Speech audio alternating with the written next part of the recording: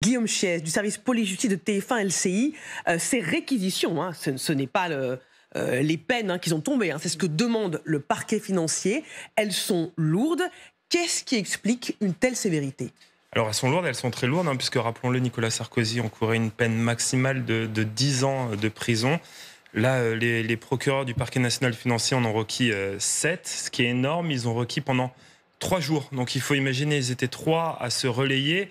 Ils ont pris en compte le fait que ces 5 dernières années, et ils l'ont dit dans leur réquisition, Nicolas Sarkozy était passé déjà 5 fois au tribunal pour des affaires différentes. Ils ont estimé que, selon eux, selon l'enquête qui avait été menée, il y avait un pacte de corruption qui avait été créé par Nicolas Sarkozy, que l'argent libyen avait été utilisé par Claude Guéant, remis à Éric Woerth pour financer la campagne de Nicolas Sarkozy. Et puis, je vous cite une phrase quand même qui laissait présager peut-être que ces réquisitions allaient être extrêmement lourdes. Elle est un peu longue, mais je vous demande d'écouter bien. Un des procureurs a dit « Derrière l'image de l'homme public se dessine au gré des enquêtes judiciaires la silhouette d'un homme porté par une ambition personnelle dévorante, prête à sacrifier sur l'autel du pouvoir les valeurs essentielles telles que la probité, l'honnêteté et la droiture ». Ça a été prononcé par les magistrats. Donc on pressentait déjà que cette peine requise allait être lourde, 7 ans de prison ferme. Et puis rappelons que les autres ne sont pas épargnés non plus. Claude Guéant, 6 ans, Brice Hortefeux, 3 ans, Éric Woerth, 1 an. Donc voilà, c'est tout un système, ce pacte de corruption, comme on l'a appelé les magistrats du parquet national financier, qu'ils viennent demander maintenant de sanctionner. Alors, au moment où les réquisitions sont tombées, Nicolas Sarkozy a quitté le tribunal judiciaire de Paris sans un mot pour la presse, pour les caméras, mais il a fait savoir qu'il continuerait à se battre. David Doucan, peut-être qu'on écoute les avocats avant de vous entendre. Donc nous avons entendu les réquisitions du parquet. Elles ne correspondent en rien à ce que l'audience a démontré. Le parquet prétend que des fonds libyens ont alimenté, financé la campagne de Nicolas Sarkozy en 2007. L'audience a démontré que c'était faux. Le parquet, me semble-t-il, l'a même reconnu hier. Aucune trace de financement n'a été trouvée. Aucune trace de demande de financement n'a été trouvée. Le parquet a complètement changé son histoire parce qu'au fur et à mesure du dossier, il est apparu que les 2 fondements de son accusation, une note Mediapart et un soi-disant tête-à-tête entre Nicolas Sarkozy et Kadhafi, n'existaient pas. Le document de Mediapart est un faux mensonger et l'audience a démontré que jamais Sarkozy n'a demandé le moindre financement à Kadhafi. Alors, le parquet a demandé des peines très lourdes. Pourquoi ? Pour essayer de compenser la faiblesse de sa démonstration. Et le parquet a dit qu'il fallait réparer, remédier à un soi-disant atteinte à la société et à la confiance du public. Moi, je pense que ce qu'attend le public, c'est que les collaborateurs de la justice, et notamment les membres du parquet, ne viennent pas mentir devant un tribunal et devant eux. Je vous remercie.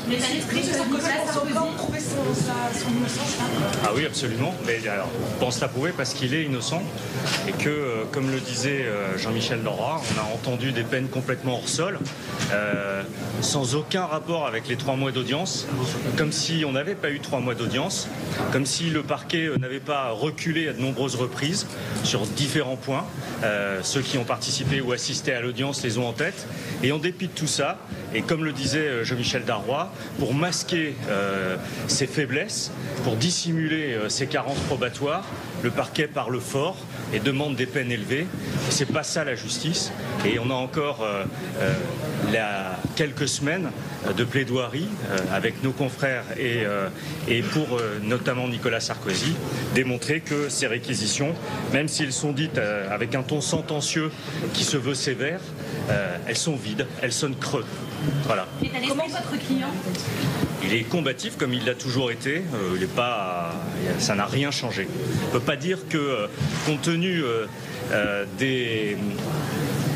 des mots très durs et des accusations illégitimes qui ont été portées contre lui ces derniers jours. Il s'attendait à autre chose que des peines excessives et sans aucun fondement.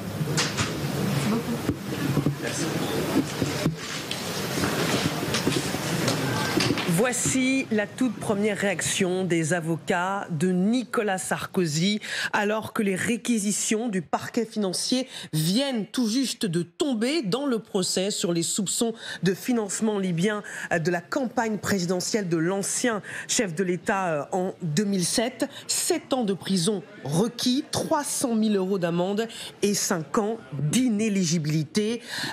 Nicolas Sarkozy a quitté le tribunal judiciaire de Paris sans aucun mot ni aucun regard pour les caméras, mais il a rappelé sur son compte sur X qu'il allait continuer à se battre pied à pied pour la vérité et à croire dans la sagesse du tribunal. Je veux enfin dire avec force que celui qui est victime de l'injustice est moins à plaindre que celui qui la commet.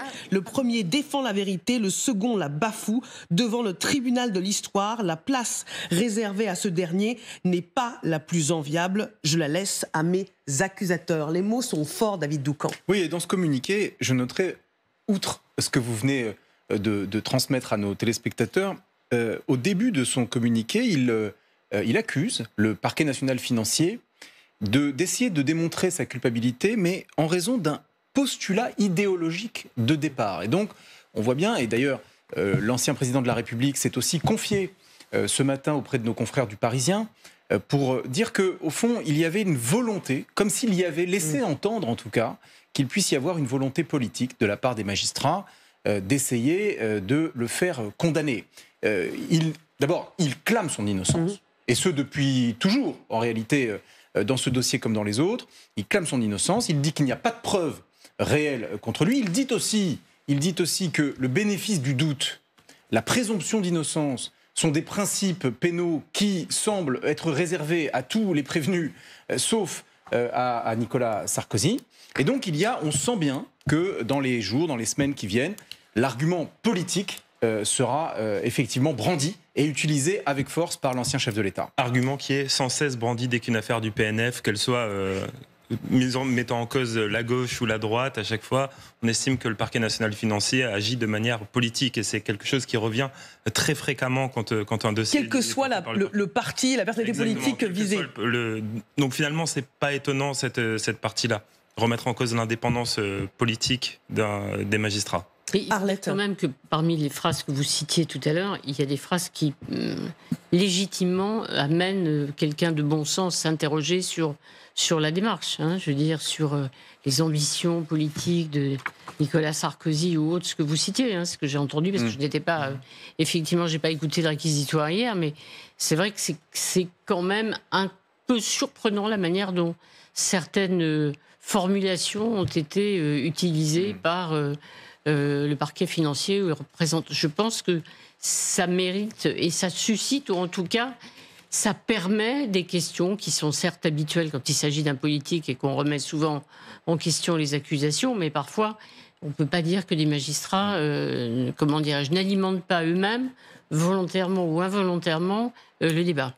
Damien Fleureau, vous qui nous avez rejoint. Oui, bonjour. Effectivement, Nicolas Sarkozy est un homme politique hors du commun, ancien président de la République, et on le voit encore aujourd'hui avec ces différentes phases de communication. David parlait de cet entretien qu'il a accordé aux Parisiens. On apprend qu'il est toujours très en forme, qu'il continue de courir, faire ses jogging le matin, non loin de ses bureaux dans le centre de Paris. Effectivement, il nous dit quelques secondes après ces réquisitions, dans un long communiqué très argumenté où chaque mot est pesé, qu'il va poursuivre ce combat. Il parle effectivement d'une infamie qui lui a coûté l'élection présidentielle face à François Hollande, Nicolas Sarkozy. Il ne digère toujours pas cela. On peut parler aussi de la privation de ses droits civiques. C'est pour un ancien président de la République sans doute assez infamant, justement. Donc là, on voit l'animal politique qu'il est.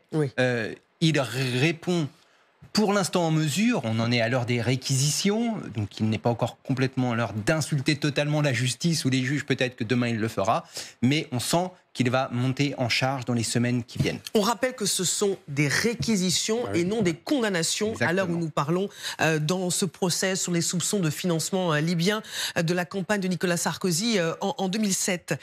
Guillaume Chiez, pour qu'on puisse comprendre la potentielle sévérité de ces réquisitions, on a besoin de comprendre ce qui la motive.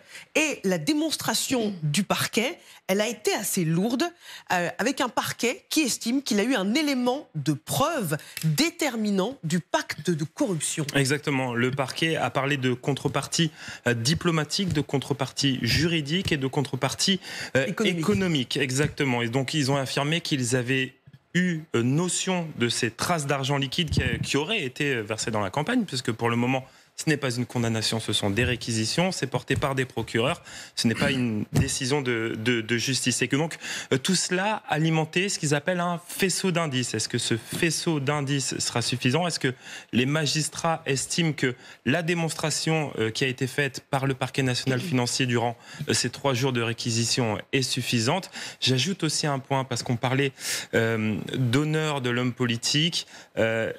Le parquet national financier n'est pas allé jusqu'à demander un mandat de dépôt à l'encontre de Nicolas Sarkozy. C'est-à-dire, c'était une crainte du clan de Nicolas Sarkozy et de ses avocats qu'ils aillent jusqu'à demander un mandat de dépôt, c'est-à-dire quitter le tribunal les menottes au poignet lorsque la décision sera rendue. Ce n'est pas le cas.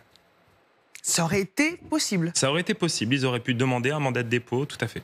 David Doucan. Oui, alors, dans le communiqué, la volonté de se battre jusqu'au bout, l'avocat qui dit « je suis combatif », les confidences ce matin, effectivement, auprès de nos confrères du Parisien, avec notamment cette mise en scène qui est classique, je reviens de mon footing, etc. Mais la réalité, je pense, est différente. Et au fond, Nicolas Sarkozy a été fortement affecté par les différentes péripéties judiciaires dont il fait l'objet. Il y a eu les gardes à vue, il y a eu les interrogatoires, il y a eu surtout la condamnation. Dans l'affaire des écoutes, dans ce qu'on appelle l'affaire des écoutes, Paul Bismuth, il y a le bracelet électronique, Marie-Aline. Et en réalité, tout cela l'a affecté. Et je pense que d'ailleurs, dans cet excellent papier du Parisien ce matin, où l'ancien président se confie vraiment assez longuement, en réalité, entre les lignes, on perçoit, vous parliez, Damien, du fauve politique, le fauve est blessé. Le fauve est blessé par toutes ces péripéties, parce qu'au fond, il a le sentiment que personne ne se souviendra de son bilan en tant que président de la République, mais davantage de ses déboires judiciaires. Et pour lui, c'est une forte blessure. Et je termine en disant que peut-être que cela ajoute d'ailleurs à la douleur, à la difficulté pour Nicolas Sarkozy. S'il y a une décision de justice qui, ces jours-ci, va peut-être très fortement, massivement impacter les prochains mois de notre vie politique, ce n'est pas celle-là. C'est celle qui concerne Marine Le Pen et dont nous verrons le résultat lundi. Est-ce que la présidente du groupe RN à l'Assemblée nationale sera empêchée de pouvoir se présenter? Pourquoi je vous dis ça? Parce qu'au fond, sur un plan politique, ce qui va se passer dans le procès du financement libyen, ça concerne fortement Nicolas Sarkozy, mais est-ce que ça concerne encore fortement les Français? Pas tellement. La réalité, c'est que Nicolas Sarkozy, aujourd'hui, impacte beaucoup moins la vie politique qu'il ne put le faire il y a quelques mois, quelques années. Il est au fond un peu en retrait aujourd'hui. Ouais, c'est presque un fauve seul, effectivement, Nicolas Sarkozy. Et on le voit d'ailleurs aujourd'hui, beaucoup moins entouré, ne serait-ce que par sa famille politique. Alors, il s'est mis en retrait, il a abandonné ses ambitions politiques. Mais il reçoit toujours dans ses locaux, dans ses bureaux. Il a cette capacité d'attraction, mais il reçoit presque autant ses anciens du Parti Les Républicains, les anciens membres du Parti Les Républicains, que, éventuellement, des proches aujourd'hui du président de la République. Donc, il garde un pouvoir d'attraction, mais il n'y a plus cette levée en masse qu'on pouvait voir il y a peut-être 5 ou 10 ans, quand il était également empêtré dans des affaires judiciaires. L'image sera sans doute différente, justement, lundi. Marine Le Pen, qui n'a loin de là pas abandonné du tout ses ambitions politiques, sera sans doute très entourée. De quelle façon elle communiquera à l'issue du jugement, etc. On le verra. Mais voilà, on est effectivement là sur, sans doute, un Nicolas Sarkozy plus seul, bien plus seul qu'il ne l'a été auparavant. Arlette ? Vous partagez une telle analyse ? Oui, mais je pense que ce que dit David est tout à fait juste. C'est surtout l'image. Il y a une troisième épreuve qui l'attend, hein, c'est-à-dire là aussi sur le dépassement des comptes de campagne. On est cette fois la campagne suivante. Puisque Big Malion. Big Malion, effectivement, la campagne 2012. Donc, au fond, je pense que pour Nicolas Sarkozy, ce qui est terrible, c'est qu'on gardera, et David a tout à fait raison, l'image non plus. L'image d'un conquérant, de quelqu'un qui avait réussi en période de crise, la crise financière, 2008, un homme actif qui affrontait le Rassemblement national, qui était... on parle aussi de la Libye, il faut parler de la guerre aussi en Libye, car au bout du compte, finalement, l'intervention franco-britannique, finalement, ça a fait tomber le régime de Kadhafi. Et on ne gardera que l'image d'un président de la République qui a été effectivement mêlé à la justice, à des affaires. Et donc, je pense que pour lui, c'est terrible. C'est vrai que pour le coup, il a été lâché par tous ceux qui le suivaient. Il est effectivement tout seul. Il n'y a plus d'ambition.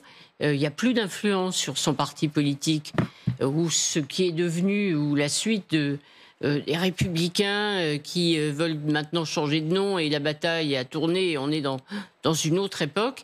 Je pense que c'est ça qui le touche profondément. Voilà. Après, on attend la décision finale de la justice, et on en est encore une fois au réquisitoire. Justement, Guillaume Chiez, on parle depuis tout à l'heure de la sévérité de ces réquisitions.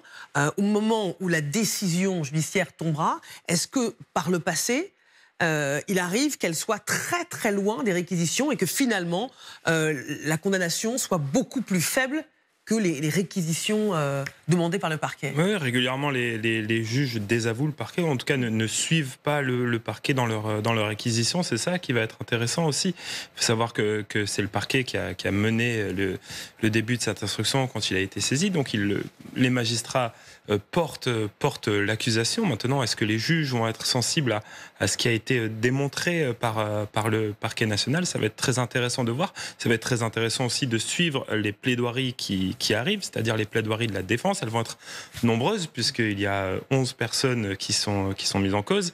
Elles vont être longues et il va falloir voir comment Nicolas Sarkozy, lui, se défend par rapport aux éléments qui ont été apportés par le parquet national financier. Parce que ces avocats ont parlé d'accusations illégitimes alors que le parquet est arrivé avec une démonstration charpentée et avec des preuves. On a une divergence quasi totale entre ce que déclarent les avocats de Nicolas Sarkozy et ce que démontre le parquet national financier. Donc il va falloir voir comment tout ça va s'organiser et à quels arguments les magistrats vont être sensibles désormais. Si vous nous rejoignez en direct sur LCI, il y a quelques instants, les réquisitions sont tombées dans le procès sur les soupçons de financement libyen de la campagne de Nicolas Sarkozy en 2007. 7 ans de prison requis par le parquet, 300 000 € d'amende et 5 ans d'inéligibilité. Nicolas Sarkozy a quitté le tribunal judiciaire de Paris sans un mot, sans un regard pour les caméras, mais ses avocats ont parlé d'accusations illégitimes et il a publié sur X un communiqué pour expliquer qu'il continuerait à se battre pied à pied pour la vérité et à croire dans la sagesse du tribunal.